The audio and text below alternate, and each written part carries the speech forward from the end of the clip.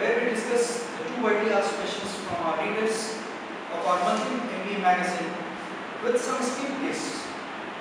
So viewers, please join me in welcoming our two guests in the show. We have Sriram with us, who is currently pursuing MPHR Master of Human Resources Management at Kharagpur, which is of 2012-14 batch. Welcome, sir. We have Shahjad Ahmed with us, a fresher from NIFT, New Delhi, currently pursuing the same course and also from the same batch 2012-14.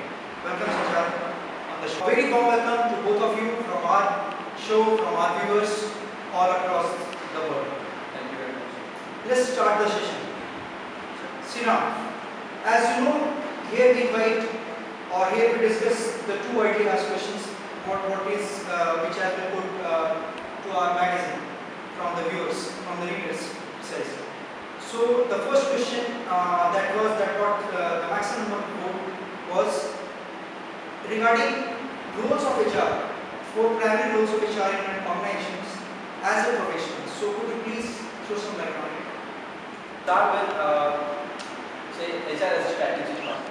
So as a strategic part, what you wrote, HR should be able to leverage the human resource to match up with the organizational strategies and goals, so that you leverage your human resource capabilities and use it for the organization goals.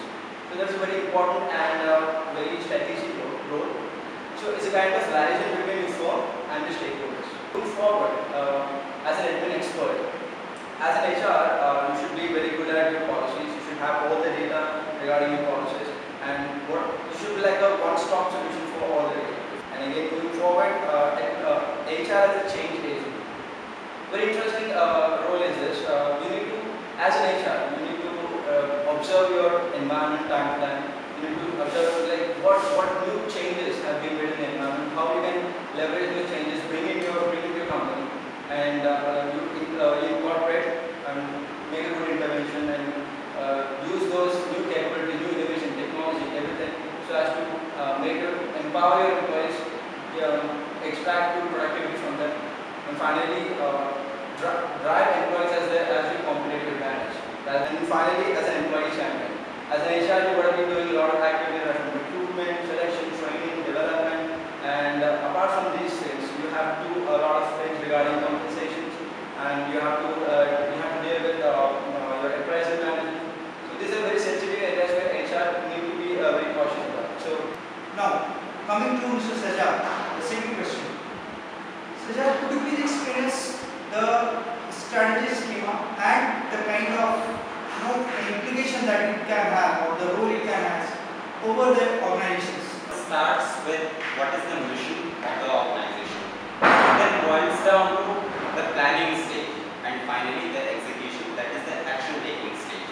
Now I will explain what each stage is, or what each steps comprises of. While defining the mission, you want to tell to yourself that what you are there for, what is your purpose, what are your values, okay, and what is the scope of your operations. The second step is the planning, wherein you chalk out the necessary steps. You think on the paper, or you think amongst yourself that what could be the course of your action that will ensure that you achieve your mission. Taking certain steps, taking certain measures from the organization's perspective, from the employee's perspective, as well as from the external environment's perspective. You integrate all these things into certain measures which will help you to achieve finally the mission which you have positioned before yourself. What I can infer from your account, that like its schema does not only explain things in theoretical terms, but yes, also working upon all those terms in the real world. Yes, yes. Applying all those thoughts, all those action actually talks about converting into real terms. Thank you so much. So I think we are going to sum up with the show. Thank you. A big thank to all the viewers, all of us and our esteemed guests for sharing your time with us. Thank you. Have a great day, friends.